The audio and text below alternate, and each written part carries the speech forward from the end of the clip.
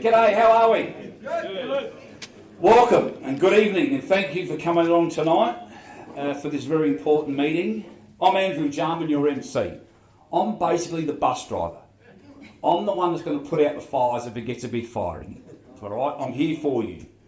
And I will promise you to keep this meeting running very smoothly, making sure, and I have been told by Gary and some of the shooters, that if it goes too long and the bar is closed, then that means they're going to blame me, the MC. Good God. I'll make this all over in 30 minutes. Anyway, we have a star-studded lineup, plenty of speakers to discuss the gun policy, which is very passionate with you guys.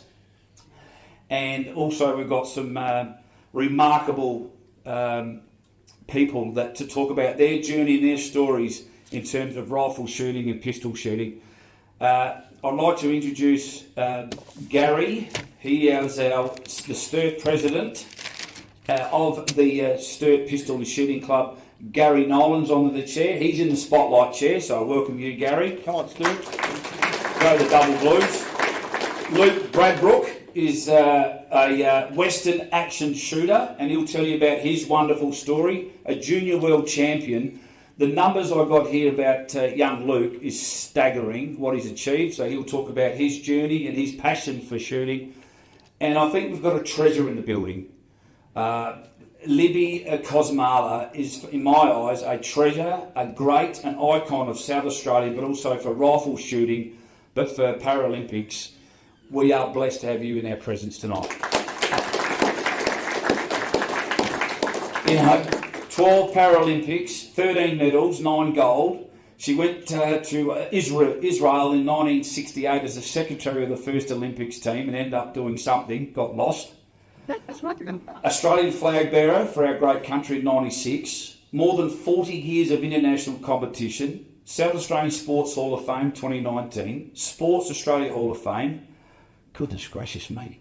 Paralympic Australian Hall of Fame in 2022. Multi-sports athlete, our beautiful Liv is. And she became one of the greats of rifle shooting where she dominated. The list goes on and on and on, and thank you for coming. So, beautiful. Our party speakers tonight will be Mark Aldridge from the United Voice Australia. The national part is Ricky Lambert. Is Ricky here? Yeah, Ricky. You ticked. Is Mark here? Thank you, Mark.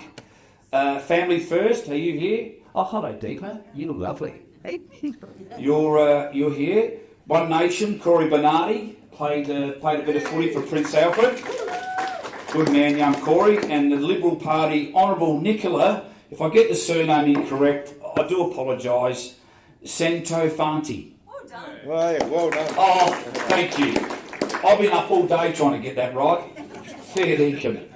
All right, let's get underway. I'll start off with some questions and then we'll talk about some journeys. Obviously, Gary's very passionate about tonight, and then we'll go to the floor. We'll have some Q&A. And when we go to the floor, please make sure they're questions, not statements. All right? We're not here to bloody stuff around. And then Gary will close the evening and the bar's open, so make sure you look after each other. But we'll just keep this moving along. Now, our party speakers, you've got 5 minutes. And then I'll just blow a whistle. All right? Or I might just put a little pop gun, whatever I find in my pocket. 5 minutes. Black powder. Libby, how did you get into competitive rifle shooting, and where did this journey start for you? Oh, how did I get into it? Well, I'm the eldest of 5 people, and I've been in a wheelchair all my life. And, of course, I wasn't a sports person at school because I was a Red Poland and in a wheelchair, and I didn't think I should ever play any sport, even touch a ball. So I didn't really have anything to do with sport until I left school. And then I met a few people in the community who were in wheelchairs, and I had a lot in common with them as I was in a wheelchair. And some of them were sports people and said, why don't you come out and have a go at archery? So we started with archery in an attics out there, still do archery, Adelaide Archery Club still going. And then I was asked by the medical profession at the Royal Adelaide Hospital. I worked in Mechanic Galleries in the office. And in my lunch hour, I used to visit people in the Royal Adelaide And at the Royal Adelaide, the doctors asked me, Livy, I know that you're an archer, but do you do rifle shooting? Because I have patients that have broken their backs in an accident. They live on the land and they want to get back to rifle shooting so that they can kill the vermin that's on the land, eating their crop. So I said, well, no, I don't know anything about rifles and rifle shooting. Well, would you find out, please, and help me? So that's what I did do. And I had to go at rifle shooting about 20 metres from the target, and they gave me a little target with a black ring in it, and they gave me a rifle, showed me how to use it, and then shoot that thing. How'd you go? Well, I got it right through the middle. There you go. Wow. Hello, stops. And I know for a fact, ladies and gentlemen, Corey Bernardi is now going to make Libby his coach for shooting. He's now going to put it on his books. That's about. What does the sport mean to you, Libby? Because 40 plus years. Some wonderful people through the sport. I've seen the world through the sport. Yeah. And, you know, I've really lived through the sport. And in between, I got married and then had 2 children as well. So, you know, I've done most normal things except that my legs don't move and I've got no feeling in them. And fortunately and luckily, I've never had a pressure area. I don't ever want one either. So I'm very lucky in that way that I've got good circulation. So yes, I'm very happy as a You look great. person. You look great. Luke, tell us about your journey, mate, because you're a Western action shooter. Explain to us what that is. So civil action or Western action discipline is period-style firearms from the early 90s era. A lot of people look at it and give it a bit of a fun look. Some people get right into the costumes, some people get into different parts of the shooting, but for me it was all about trying to go as fast as I could, and it worked out pretty well for me. I started off because my grandfather, I used to shoot UIT, or Olympic-style disciplines, South Fire and air pistol. My grandfather hit the age where he wasn't physically capable of carrying out the sport in a predetermined fashion, so he decided to start shooting single action, and I got to shooting with my grandfather every weekend instead of shooting with him once every 5 or 6 weekends. So Dad and I decided to go and join him at one particular club event, and the rest is sort of history. I started shooting, I think Dad constantly makes a joke this week at our first weekend, and after that. Yeah. 8 weeks. And Mum joins too. Just before I went to my first World Championships, Mum decided she missed me and Dad quite a bit because I was shooting 6 days, 7 days a week. We used to live in Teacher Gully, we used to travel up to Neski and shoot there every afternoon. Dad being a school teacher and me being in school, we'd race home and see if we get home first to get ready to go to the club, and we'd practice. And again, it worked out pretty fortunate for me. I won I think 4 state titles, 3 national titles, 2 world championships. And really, really, really enjoyed the sport. I've got to meet people from across the world, especially the world championships. And the one thing I really like about shooting as well is everybody in this room is different, but we're about shooters. Doesn't matter where we come from in life or what we do for a living, we're all shooters. And the best day shooting, your worst day shooting is still better than your worst day anywhere else. But I met my best friend at the time through my life, who was a 76-year-old gentleman who became essentially an adopted grandfather. He was my gunsmith.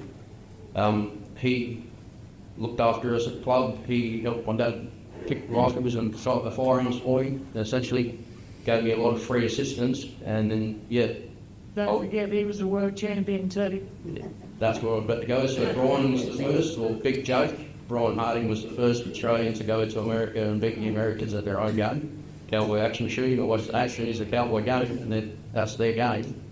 99 of it, and shot very well at the opening, the International Invitational event prior to the World Championships, and then went into the Worlds full of confidence and managed to come 38th overall in the first year, won the junior.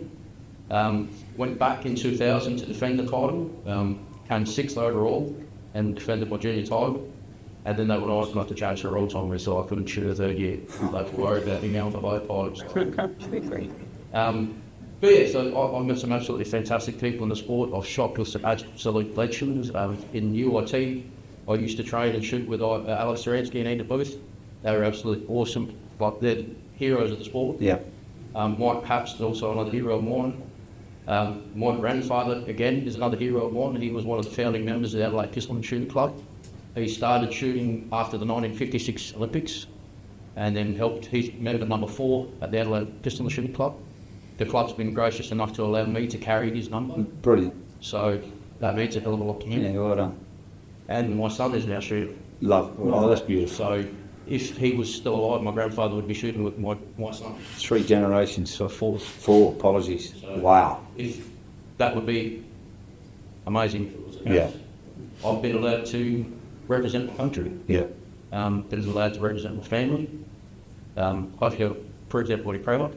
One of my greatest moments in sport was actually on the range. After my first World Championship, I ranked at, when I first got back to the hotel, told him 3 words, we did it. Yeah, it's nice.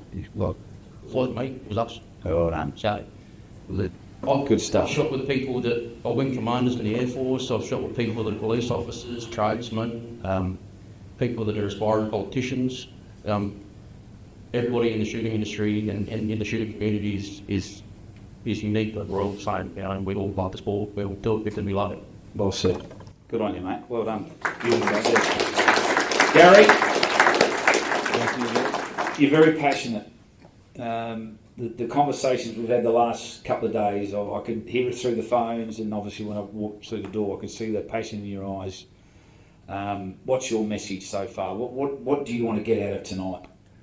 Well, mate, we started this journey, Jars, 7 weeks ago at our club out at Sturton. I can see a few of my minders are up the back here, so thanks for coming, guys. But look, I'm associated with the Sturton Pistol and Club.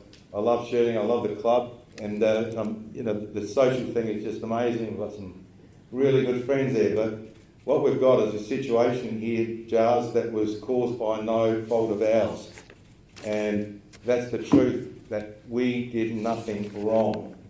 And my view is pretty similar to most of you people there. We need to start changing things from us the people, not allowing people to dictate terms to us.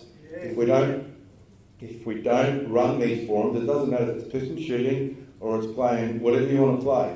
The decision should be us telling the decision makers, we're not going to accept it, right? And that is why I got involved in this, Jars. Yeah. And I've been drawn in it more and more. I've been encouraged by, there's a good bunch of people over here that I've made some great new friends in the last few weeks as well. You know, from all different disciplines of shooting that, you know, I don't normally do. So it's something, we just got to keep on driving, folks, and stop telling people how to run our lives. That's really the driving force behind us, Jars.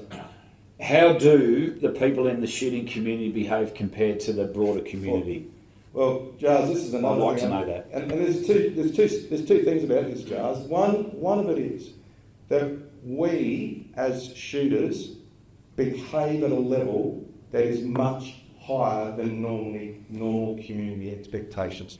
So if your community, your broader community, acts at a level here, we behave at a level way up here. Now, a lot of these people would have heard me say this a few times before, but I'm going to say it again.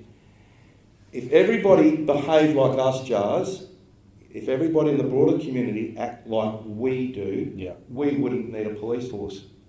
And that's the absolute truth, folks. Does anyone disagree with that statement? Because I strongly believe that. You can see Luke's very passionate. I heard him talk at when we did the footage the other week, and he talked at some length about this.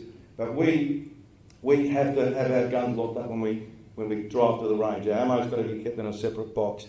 Our safes have to be a certain specification. It's got to be anchored to the floor. I know I heard Luke say that he's got a vault that costs his family something like $60,000 or something, mate. Is that right? Yeah. And that's just to protect his guns.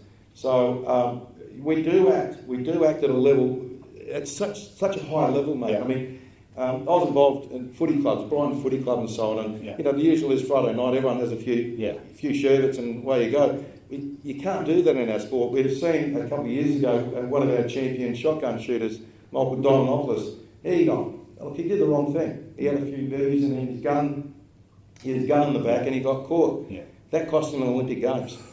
So we pay dearly for that. I mean, if that was, not going to pick on AFL footy, mate, because I love AFL, but if that was an AFL football and he caught for DIY, he can still play footy. Yeah.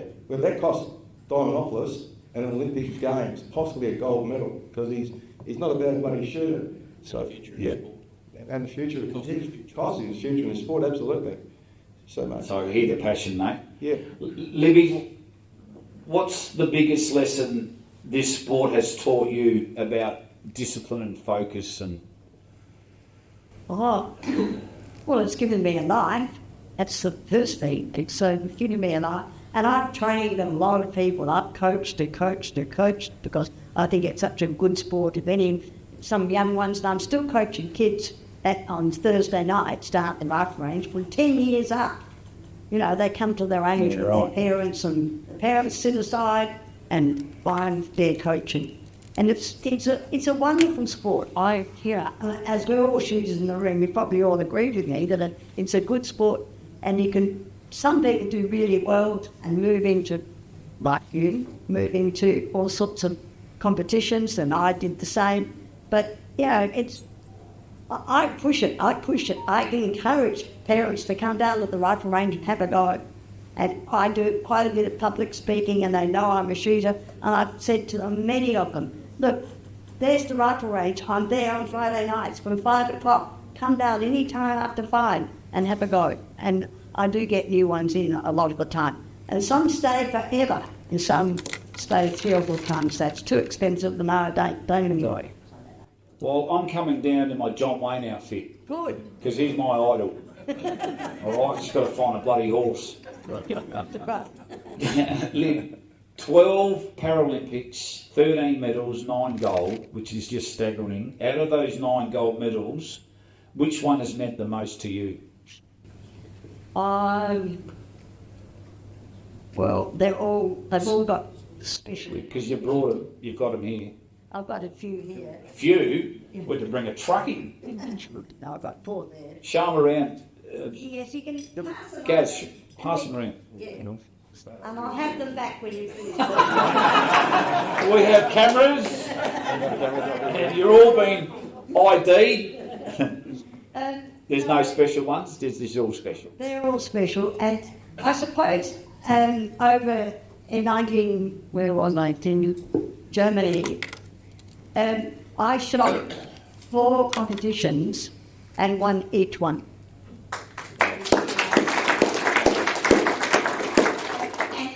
And all from my wheelchair. I don't get on the ground and lie on the ground. I stay in the chair. I have a table that's attached to the chair, and a special wheelchair for shooting, and this chair my everyday chair. So, the prone matches my elbows on the table, similar to you people lying on the ground shooting. Then standing is no support on your elbows at all, just holding the rifle like that and shooting straight down there. And then the other competition was prone, standing, kneeling. I had one small table on this side of the chair with my elbow on the tables, and that's someone with an elbow on their knee. But I needed a bit higher than mine, and my knees, I can't feel my elbow on my knee. I haven't got any feeling in my knees at all, so it was no point using that. So yes, that was and the 4th competition was the overall tally of those 3 matches for the 4th medal. And I've got the 4 gold, and that's very special to me. The 4 gold, and that was in Munich. The range in Munich. And some of you probably know the Munich range, and it's a magnificent, huge range. And that's where many of the rifles are built and made, and where you can buy decent rifles are all in Germany, yeah. Beautifully said. Now, young Luke, what advice would you give young shooters starting out? Now, you took the piss in America, didn't you, really? You slammed them over there. Who's this Aussie bloke showing us how to shoot? Yes or no? I was very lucky. Yeah, no, you would. I got information through American contacts.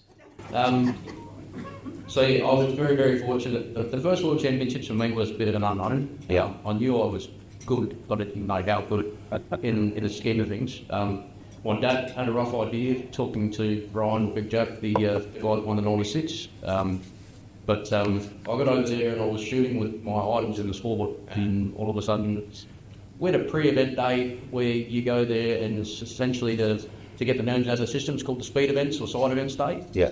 And I was unaware at the time, because we went there with almost 0 funds, that you could pay $3 to get into an event, and then 20 or 30 people paid $3, and then the winner of that event got a $20 prize event. So unbeknownst to me, I got $430 on the first day. Which was amazing because Good boy. we were living on nothing. My dad sent me, they sold a car to get me there, and it was, we were on our shoelaces and we were shoestring budgets because it would have been an upgrade. But for me, I was sitting in one of the open eating areas listening to, unbeknownst to them, but they were two of my massive idols in the sport, with China Camp and the judge, the two of the names of the individuals. And they were like, oh, have you seen this kid shooting out there? He's out shooting speed rifle and he's out shooting speed pistol. And so I listened in a little bit better. And they were sitting there, oh, this kid's wearing a yellow shirt, black hat, black jeans, and he just cracked 3 seconds on speed rifle. So this particular event was 10 shots leading from 15 yards to about 35 yards. And you shoot that, and I cracked 3 seconds. And I was having fun with it, And then China Camp turned around and looked me up and down and was going, so we've heard you've done well. And then I went out and shot speed pistol. And as much as I was having fun with the rifle, the speed pistol was my fundament. So it was a surrender position for me. You start your heads up and you draw a pistol and you shoot 5 shots on 5 different targets from about 15 feet again. I did that in 1.15 seconds. 3 sounds. I love my pistols. So, I had a lot of fun there. But the Americans were a little bit surprised. They changed the rules after all. 2 years in a row. Well done. Turning 18 6 days after the event. They've changed the rules from an 18-year-old. You took the piss. Right there. Well done, mate. Bloody hell, you'd be scary. Gary, can you explain? We've got 1, 2, 3, 4, 5 party speakers. They'll come up soon. Just explain, and I've written this down, why hasn't the Labor Party put forward their gun policy and no individuals here tonight? What's your thoughts on that? No, we're going to have cameras going and there could be mobile phones going. Hi, Melly. You disappointed? Disappointed? It is disappointing, Jars. Look, what we've asked for, mate, throughout this journey in the last 7 weeks is just people to be reasonable, right? And to not engage. I mean, they've been invited to every single function that we've run. This is number 5, I think, now. And they've been invited and they've decided not to turn up. But, before this even happened at Bondi, I thought I had a pretty good relationship with probably about 4 or 5 of our local MPs, mainly Labor. And you've got to come along, guys, and get your point across. But look, I'm not going to say too much about politics, but at the end of the day, their absence says a lot, right? And people can make their own mind up. I'm not going to get into politics. You can make your own mind up. On the other hand, though, Jars, what I've found with these people here, and I'm not going to show any bias at all, but all of these people from Deepa and Ricky and Mark and Nicola and where's Corey and Carlos, look, you guys have just been outstanding right from the word go. You've shown your cards, you've been transparent, and you've given us certainty. And that's all we asked for was, we don't want the what ifs. And you just seen the catchphrase, if everybody's seen our social media, we don't want what ifs, we need certainty. And that's all we ask, we just want certainty. And what the government's doing is they're putting up this thing about, not currently under consideration. Well, that's just nonsense. What does currently mean? That leaves the door open. What does currently mean? Does that mean that there's backdoor deals being done between Albo and him? I don't know. I don't know if there's any caveats associated with a $30 billion submarine deal, but a normal person would have to think, well, hang on, if you've got your $30 billion pumped into your state, there's got to be a caveat associated with that. I mean, I used to be in a negotiating game many years ago, and I definitely wouldn't do deals unless there's something in it for the other party that's handing out $30 billion. I don't know at the end of the day, Jars. I don't know, but I do know they're not here, and I congratulate all of these people for attending, because these people here, folks, are the people that are going to support you going forward. Thanks, mate. Luke, one for you. Will caps on gun be effective in controlling crime? That's the question for you. No. Let's be honest, prohibition doesn't work. Never has. Like you look at alcohol prohibition in the United States, firearms prohibition anywhere in the world, it does not work. I'd actually even hazard a guess to say, so for what my family have, and for a lot of people in this room have, it would actually be cheaper and more easy to do it illegally. We'd have to pay for safes, we'd have to attend clubs, we have to pay insurance, we have to provide our own ammunition, we have to jump through lots of hoops and be incredibly compliant to be a licensed registered shooter. If you want to do something illegal, you can just go and do whatever you like. There's no cost associated, there's no legislation, no rules. Caps on firearms especially won't work for somebody like myself, or it would have a massive impact on myself. Yeah. I shoot multiple disciplines. I shoot steel challenge, I shoot IBSC, I shoot single action, I shoot UIT, I shoot service pistol, I shoot metallic silhouette. A gun is not a multi-purpose tool, especially if you get into competitive sport. They're modified specifically for that sport. I know Libby wouldn't be able to shoot 200 metre rifle range with some of her competitive firearms because they're specifically aimed around other aspects of the sport. You can't hunt with a competition firearm. More often than not, they're not registered to go out and hunt with. If you've got a competition firearm, they're registered for club use only. I know, for example, when I travelled to major events, I would have to take spares. I'm one of those people that can break handguns, and I have repeatedly in the past, so I would travel with spares. If you're talking about somebody that's, like, for example, in the 90s and 2000s when I was competing aggressively, and I say aggressively as it was the main factor in my life, you're looking at a whole year's worth of activity. You don't let it down to chance and allow a mechanical breakdown to cause those problems. Also, my son is now shooting with me. If we had a cap to say 4 firearms, I have to give up 7 out of the 8 disciplines that I shoot. And the firearms that I've purchased specifically for my son, I have to hand him. So there goes my family's future in the sport. On top of that, my grandfather left me firearms, which have significant emotional value to me because they're firearms I've shot with him, and they were left to me in his work,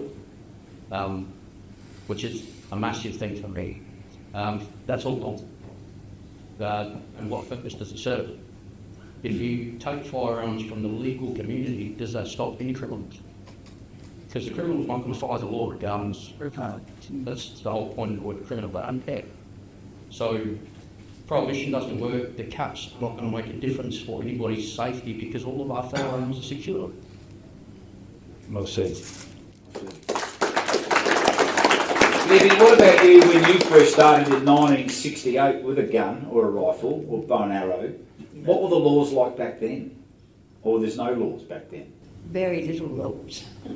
Compared to 2026? Yeah, unbelievable. And the financial cost to it now, compared to... Well, the financial cost is astronomical. Just like everything in life these days. The rifle that I started with, I bought, was a second-hand rifle that had come from Darwin, and just down on the train with a friend, and when he got to Adelaide, he said, I don't want this rifle. Libby, would you like it? And I can't remember paying much for it. And as for getting a licence or anything, I don't think I needed to. So there, I'm going back a long time, 68, I guess. What was the rifle? What type of rifle? Oh, it was an air rifle, And it wasn't one of those breakdown ones, but it didn't have a cylinder of air in it. I'm not quite sure. I don't know how it worked really. I wasn't very interested in the working of the rifle. It was just shoot it. Just shoot it. And if it worked, that was good. And I didn't actually buy it. The club bought it, and I just used it since and I didn't own it. It didn't own it. It's the club. Moriata Club. And the Moriata Club started at the Moriata High School because the head woman of the head of the school, Yvonne Hill, was a shooter. And she was going to the 1980 Olympics. And she thought, yes, we need to get the young people shooting. So she started the shooting up there in the gym. We pulled all the equipment out and shot, and then put it all away under lock and key, I think. I'm not sure. We need you in Parliament in a few weeks' time knocking on Mally's door and just give him a rip with your old rifle that you got from Darwin. Swing it over your shoulder. Gary. Yes. What will happen to the pistol and rifle clubs in South Australia if they cap it? What's your real concern? And yeah, look, a lot of these clubs, these clubs are not very well funded, Jars. That we don't get the funding like, if you drive down Brighton Road where I live, you see the millions of dollars spent on the lacrosse club or the rugby union club or the footy club. You know, I was associated with the Brighton Footy Club for a fair few years through what my son was doing.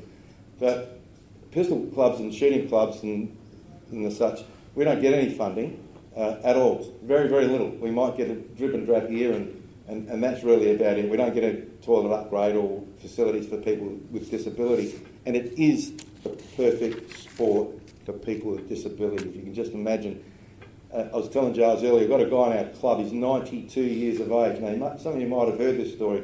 We've got a guy, his name's John Thompson, all these guys at the back from Sturt, they don't know who he is.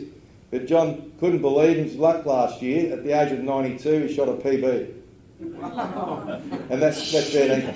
He's 92 years of age. I've got another bloke there that taught me everything about rapid fire shooting. He was shooting on the world stage, and he was a national champion. And the guys up there know my good mate Peter Royals. Peter Royals is an exceptional shooter, and he was shooting with guys, like Paps and Taransky and these guys. And so Peter taught me everything about what I do in rapid fire shooting. I'm still shit at it, but mate, what will happen is, to answer your question, is gun caps and more draconian laws upon us means that the little clubs will disappear first. And some of those little clubs are the lifeblood of rural Australia, and I know Ricky and Jonathan's involved out in the bush, down in the southeast somewhere, mate. I'm not going to take your wind, steal your thunder. But these little clubs will disappear, Jars. Yeah. And then we have to continually try and reinvent our sport to stay alive, and that's a real challenge in itself. But mate, it'll certainly have it'll have a profound effect. The demographics of pistol shooting and the ISSF stuff that I mainly do, not so much the IPSC stuff. The ISSF stuff is an older demographic, mate. Yeah. And I just told a couple of stories about a couple of old guys like Peter Royals and John Thompson. So it would have a profound effect on their whole, their health, their mental health, their social inclusion. We've got another guy, mate. I'll quickly cap. I was telling Giles earlier about another fellow just joined our club, Martin, ex-Afghanistan vet, suffers from PTSD. He had to jump through so many hoops to convince the registrar that he was a fit and proper person to have a firearms licence. And he's an amazing guy. He's obviously suffers PTSD for a reason. He fought for our country, and then he gets here and all he wants to do is get involved in pistol shooting, and he was actually treated like a second-class citizen. And now he's found another family. And the interesting part about this story is that his practitioner has written in his statement for Martin that this is actually going to be great therapy if guys or people suffering from PTSD get involved in pistol and shooting clubs. So how amazing is that? So mate, that sort of gives a long-winded version of how it'll affect, but it affects the people, Jars. What I've learned the last 48 hours speaking to you, and it's a family that are connected, and I think I wrote here, the safety is second to none. There's fairness and there's transparency. Is that fair? Absolutely. With clubs? Yes, mate. And it's like a footy club. I've coached local footy for 25 years, and for me it is about the person and their well-being and their environment and culture. And I'm learning more and more about this culture, and it needs support financially. It needs a voice, which you now obviously put your hand up, or you've decided. I was actually pushed out the front, mate. It doesn't matter. You need a voice. You need a voice, and I saw a young fella here, the family, what Luke's story is, and what. Yeah, that's what it's all about, isn't it? That's what it's all about. 4 generations. And you couldn't lose it. Correct. If you don't fight. Absolutely. And you got to fight. Absolutely. And I'm seeing the fight in your eyes, and obviously with the turnout tonight, and our party speakers will get up very shortly. Hey? The consequences are incredibly great. Please. So, an example of what you're talking about, what happens with regards to the law changes. So, my grandfather started in 1956. After the Monash University shooting, there were some law changes and optional handback. Now, my grandfather hadn't worked at the state in 2004, close to 25 years. He was forced into early retirement after having a stroke. And shooting was his life. He would reload all the way through the week. He would talk to his mates on the phone and catch up. and planned shooting events. He was a member of a collectors club, so he actually wrote articles on firearms. One of his items in his collection that was destroyed terribly was actually a Tower of London musket. It defended the crown jewels of the Empire, and that was crushed and destroyed after he handed it in. So after he was encouraged, my grandmother hated the fact she did it straight after she did it, but he was encouraged and did hand in his licence and surrendered everything. And in the buyback they bought his loading machines, everything. It destroyed him at a psychological level, at a social level, at an individual level. He was a very proud man. He was a school teacher, district principal for public schools, so he was in charge of multiple schools, incredibly educated man. But he lost his social activities, he lost his connection with me and my dad, he lost his connection with the lifelong mates, because he couldn't go to the club anymore. So if you introduce caps, you're going to have that same impact. People that have been hanging out socially, looking after each other's mental well-being, mental health, people that go to people's weddings, best men at people's weddings, bridesmaids, maids of honours, that sort of stuff. Those connections are all going to be broken because you want to be able to spend time with your friends. Because all of a sudden you have to choose which one of your disciplines you're going to do. And for my grandfather, it was devastating. It changed him as an individual. He went from being out every weekend, he went from catching up with mates every week, going to collectors' meetings. He became a hermit, and he was forced to do that for 5 years. And in that 5 years before he was allowed to apply for another licence, it changed him. He lost his ability to be as physically mobile as he was prior to because shooting kept him active. He mentally declined because shooting kept him mentally active. All of these things, especially in shooting, I hate to say it, we're all getting older, it's an older community. So that level of focus that he had before he surrendered everything was completely lost and he had to go back. And it was heartbreaking. And that impact on the sport, that would be Can't go down that path again. No, mate. It's not fair. Well said, mate. Well said. Lib, one more, and then we'll have a little 5-minute break because the bar's open. And Gary's bonding one, or Corey. And then we'll have our party speakers. Now, Lib, they tell me shooting is about staying calm or anxiety. Where were you? Because I know staying calm in my little football world didn't help me in 1993 where it cost us the prelim final. I was 20 metres out, 100,000 people and 1 million people around the country. Well, anyway, I passed out. I didn't stay calm.